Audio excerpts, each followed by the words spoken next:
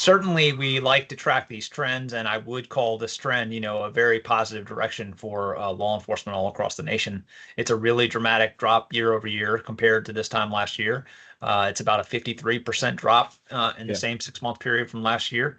So we're down in every single category. I don't know that I have any definitive, capital A answers as to why that is. I have some Yeah. thoughts and speculation, but Oh the yeah. bottom line is fewer men and women in uniform are dying this year than died in both last year and in sort of an historical sense than many Yes. years compared to the average over the last 10 years. So it again, we don't like to use the words good news, but it's certainly a very positive trend. Well, my thoughts are to one degree, we as an organization have, really since our inception, but certainly over the last 5 to 10 years, Yeah. through our officer safety and wellness pillar, been Yep. trying to both create and then find and highlight programs and best practices from across the country, which we hope will make it safer for the men and women out there on the streets still doing the job.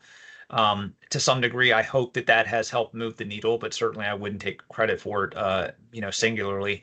There are lots of people in this space of officer safety and wellness, IACP, PERF, FOP, everybody down the line is constantly thinking about how can we make these men and women safer doing the job. And so I hope to some degree that sort of collective effort to come up with better training protocols and better practices to keep men and women are safe are reflected to some degree in these numbers. But I don't think that alone can account for this really sizable drop.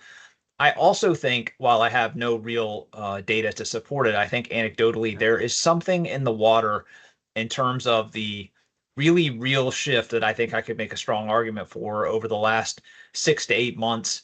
I try to shy away from, say, things political, but certainly a new Yeah. administration We is do too. in. And while I don't equate it to politics, I do think that there has been something of a shift in the tone, the rhetoric, the conversation around law enforcement, both from our elected leaders and certainly in all things media, whether that's popular media or social media. I think that there has been a shift in that tone and rhetoric about law enforcement. And I hope to some degree, sort of the feelings of the American public towards law enforcement. And I would like to think that I could make something of a compelling argument that also, I believe, is starting to influence public behavior in these law enforcement interactions. Not universally, not that everyone all of a sudden is respectful of men and women in uniform, but enough of those encounters might be changing or shifting ever so slightly that people are cognizant to some degree that law and order, to varying degrees, has come back, that there is a penalty if you sort of step out of the bounds of cultural norms and you break laws, right? And my Yeah. hope is that is being reflected to some degree in these fewer officer deaths, that maybe officers, by virtue of that change, are having to use force less frequently, are finding themselves in situations that are not quite as dangerous, that people are to some degree maybe complying more often with verbal commands and the instructions given by police officers. So, clearly it's not a universal fix all by virtue of this change, politically or however you want to describe it. But I think Yeah. something there is likely contributing to the overall reduction.